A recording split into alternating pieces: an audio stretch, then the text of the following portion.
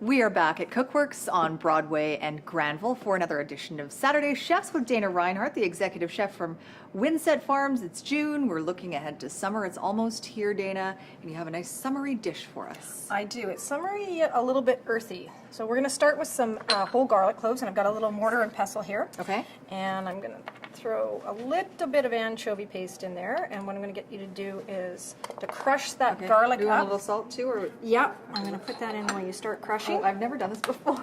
That's it. That's it. Just give it's rough and dirty. Right. It's just Earthy. It's a rustic dish from the south of France, so I'm going to give it a little bit of salt. There you go.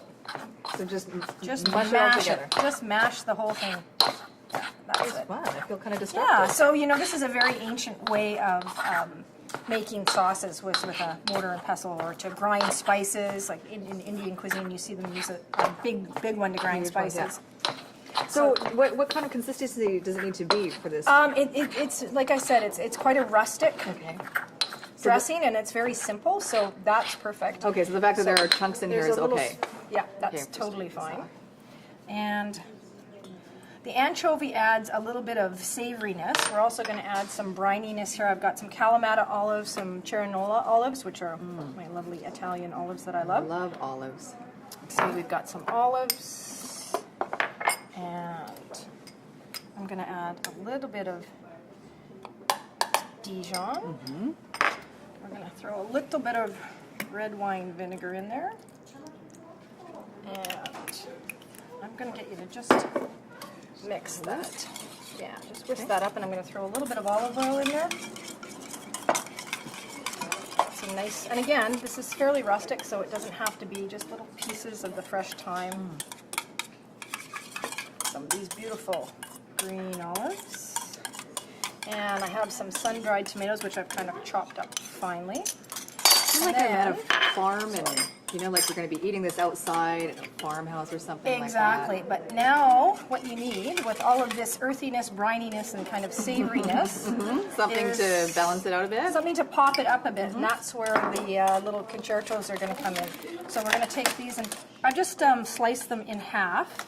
So they have a lovely sweetness, but they also have some acidity to kind of counterbalance all the earthiness and the saltiness. So again, like I said, it's to get a nice coating on them. yeah, exactly. It's a very rustic dish.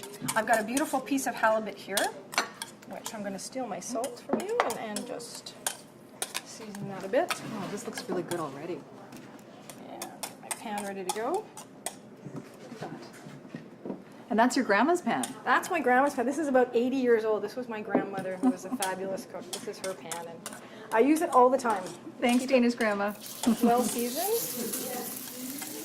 Saute the halibut. How long?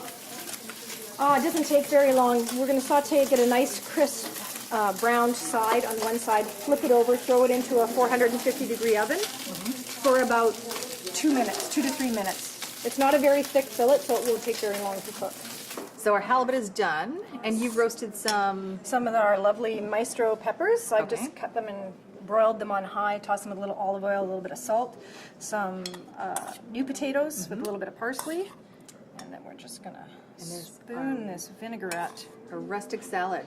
Yeah, exactly, right over the top. Picturing a nice glass of white wine. Yeah, or you know what actually would be really nice with this is rosé. Would be lovely. That looks great. Okay, can I get in here then? You go ahead. I should probably use a fork and knife, but That's okay. Well, it's because the top of the halibut gets a little crispy when you pan through it, so. okay, I need an olive in here. You need an olive, and you need a little bit of the halibut. There you go. You got all the ingredients. And you can just taste the background of the anchovy. This is the perfect mouthful.